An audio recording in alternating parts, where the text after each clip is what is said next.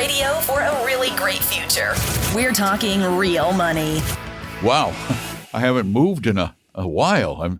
I'm still in Seattle.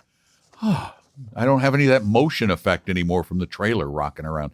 Hi, everybody. Don McDonald here in Seattle, actually in studio with Tom at our offices in Bellevue, Washington, which is near Seattle, for those of you who don't know.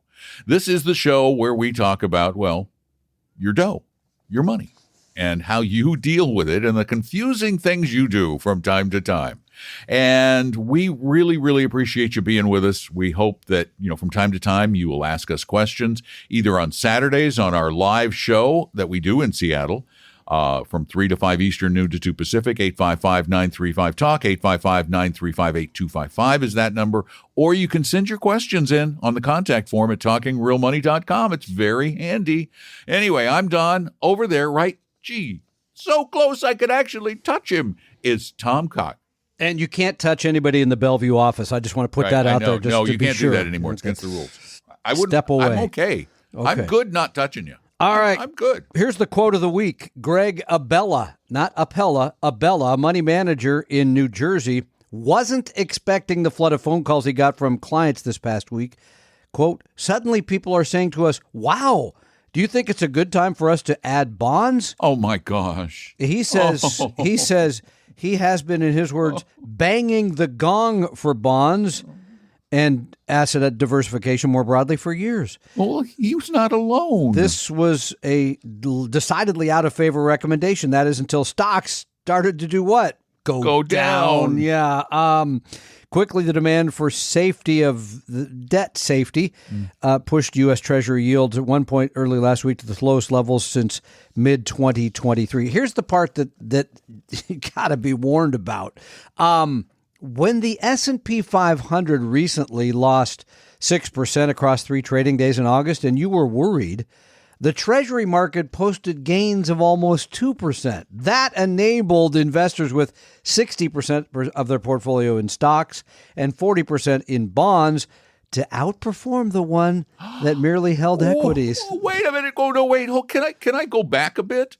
Wait, a balanced portfolio actually reduced the downside risk? But you shouldn't be watching that. But here's what else you should not be watching is all these people that then come forward with statements like this.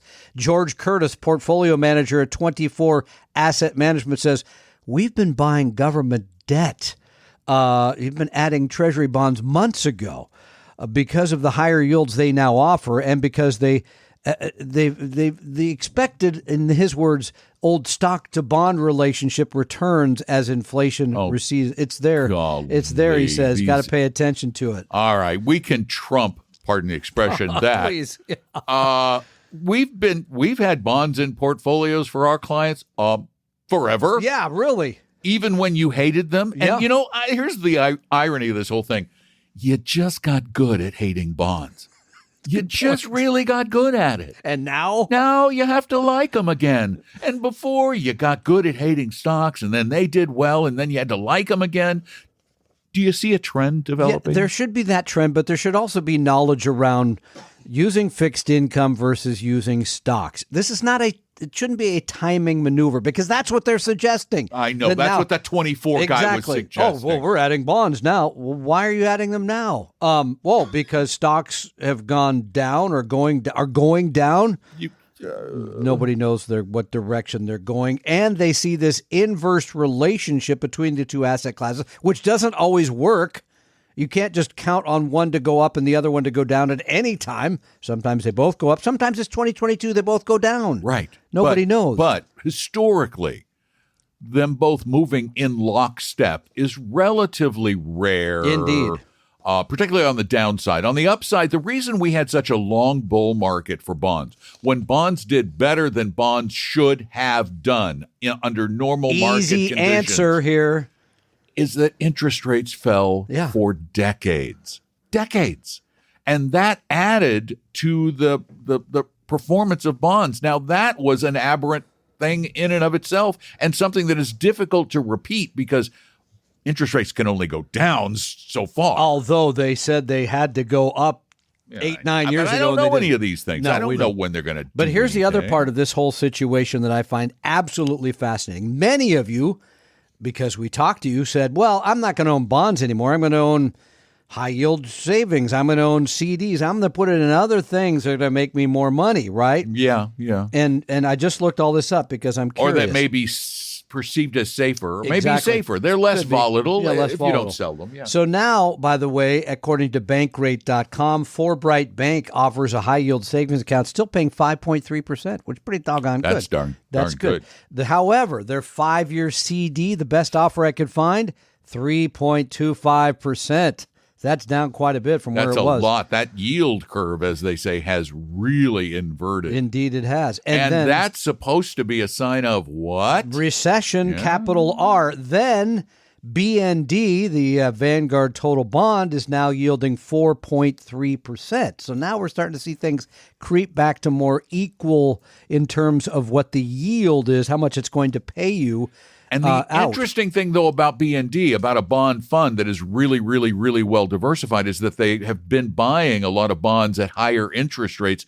So whereas a high-yield savings account, the yield will change day to day to day to day to day. And if rates go down, that yield is going to plunge. Vanguard's bond fund is going to be able to maintain its yield better because they've got longer-term bonds that don't mature and that don't change the interest rate until they mature out of the portfolio. And again, that's the risk you face about reinsurance when it comes to both cash and CDs.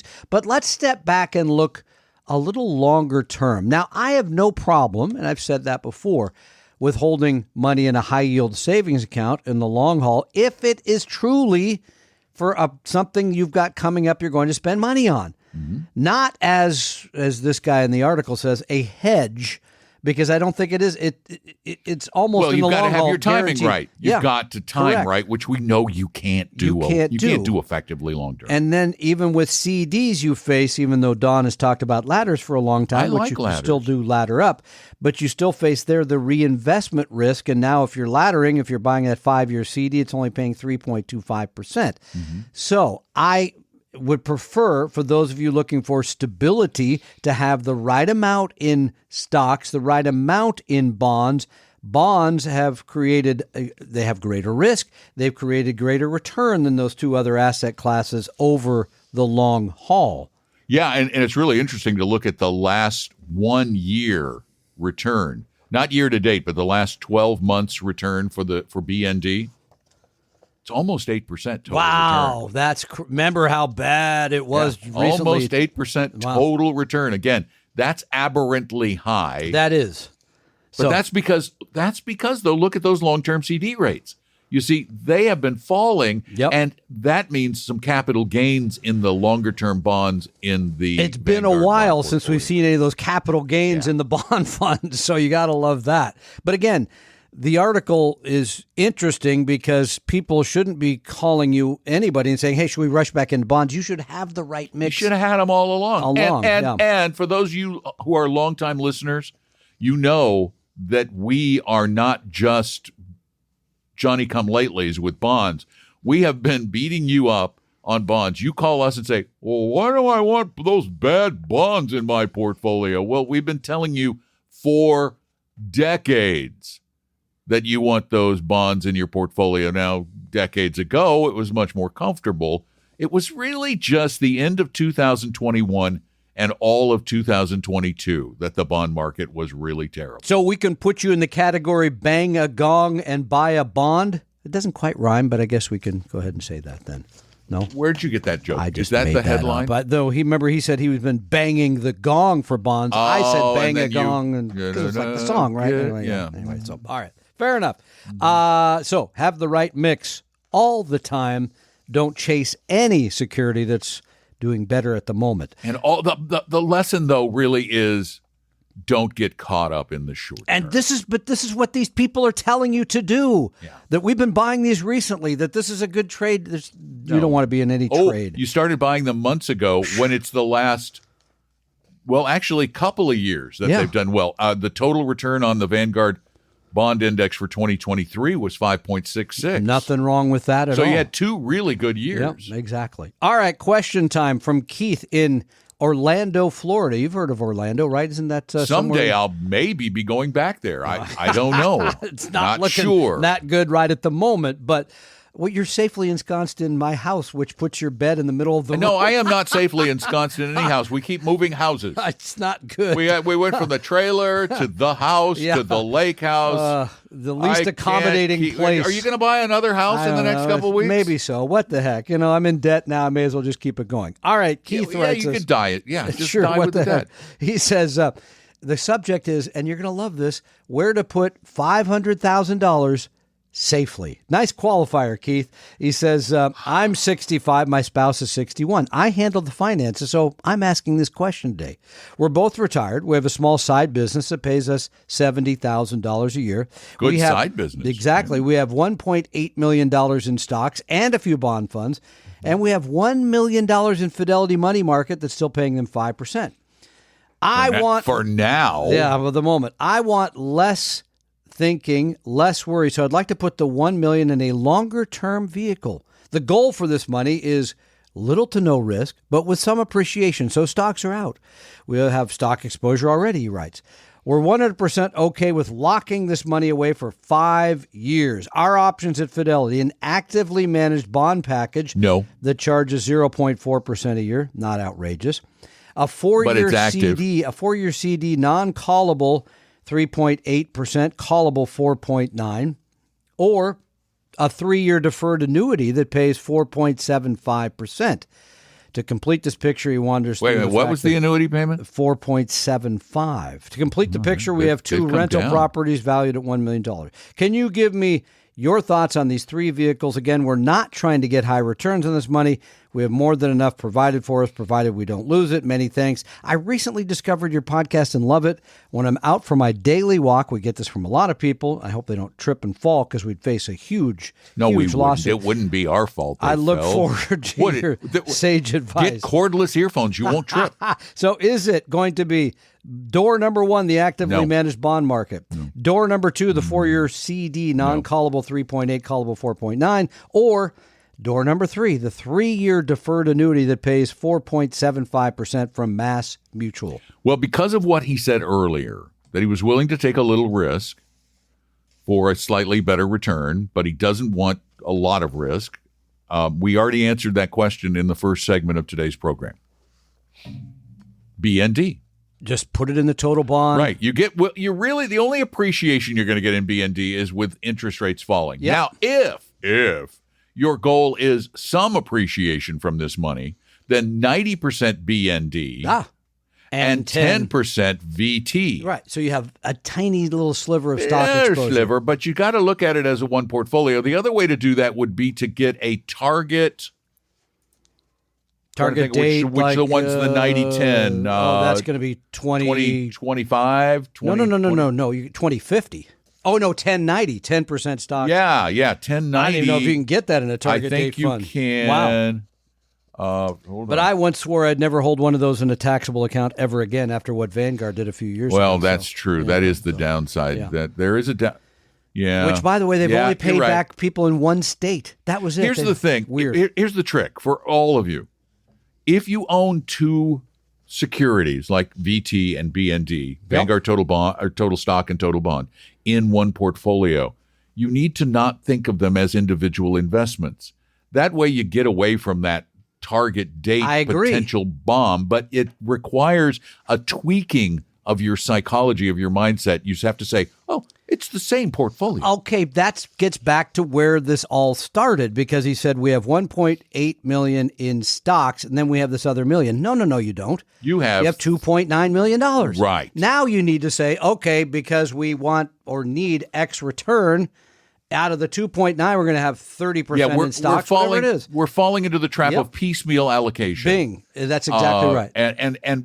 And this again is the problem promulgated by the mainstream financial media and industry, is that it's about picking the right investments at the right time for the situation. No, it's about determining the situation, determining your personal needs, wants, and desires and fears, and then creating a portfolio around that, which is the number one reason. This is the number one reason why years ago you and I said, we got to figure out a better way to do this for people because we cannot build a portfolio on the podcast. It's just not possible. Yep. Which is why we went to our very reluctant advisors at the time, and they were reluctant. I remember distinctly. Oh, yeah.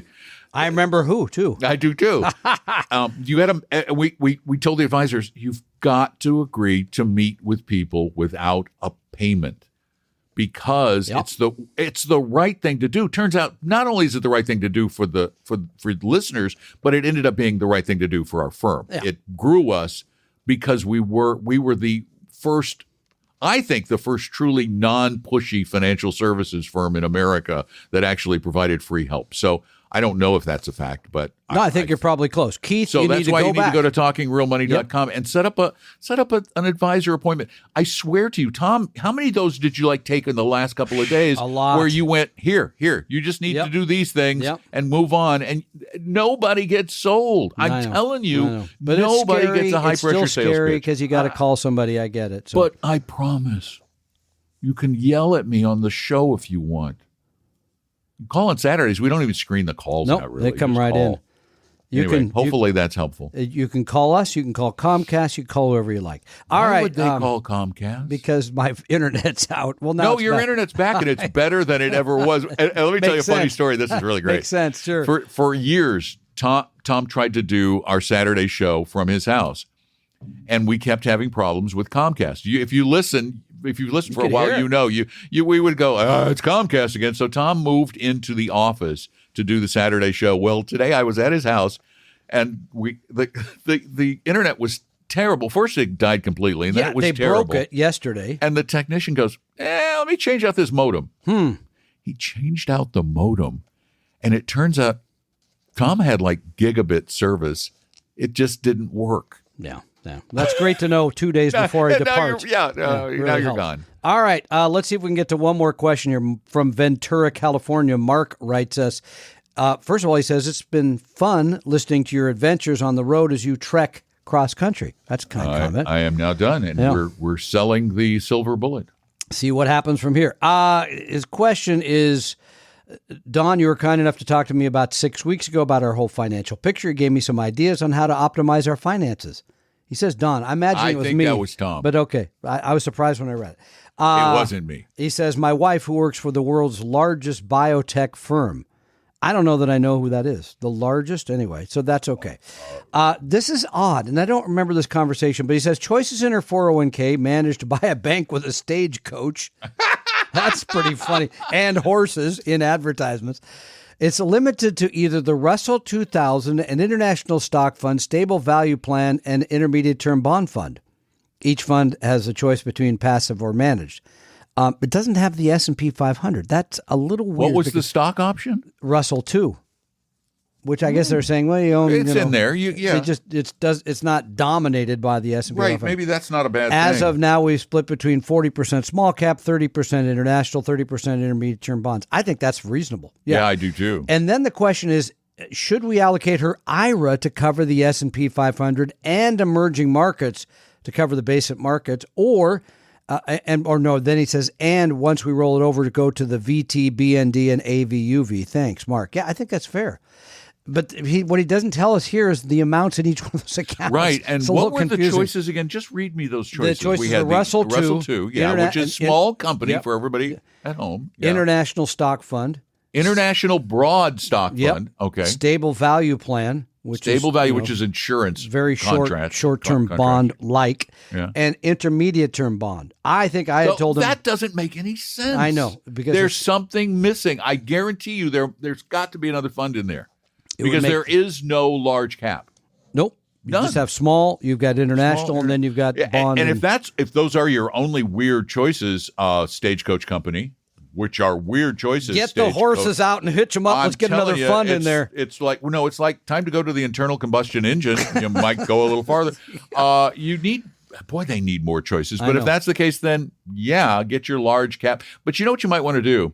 Instead of in your IRA getting an S&P 500 fund, instead get a large cap value or a large cap fund like DFAs or Avantases that tilts value. That's all large. Because you don't have value in those other places. Good point. That's fair. But what he didn't tell us is the amounts in those, because it's hard to just say, go ahead and put that in there. But you're right. Cover the basic asset classes. I like also when he said, when in a rollover, I could use VT, BND, and AVUV. That wouldn't be bad either. Or just AVGE and BND. Yeah, good stuff. Really, that it becomes redundant when you have VT and AVUV.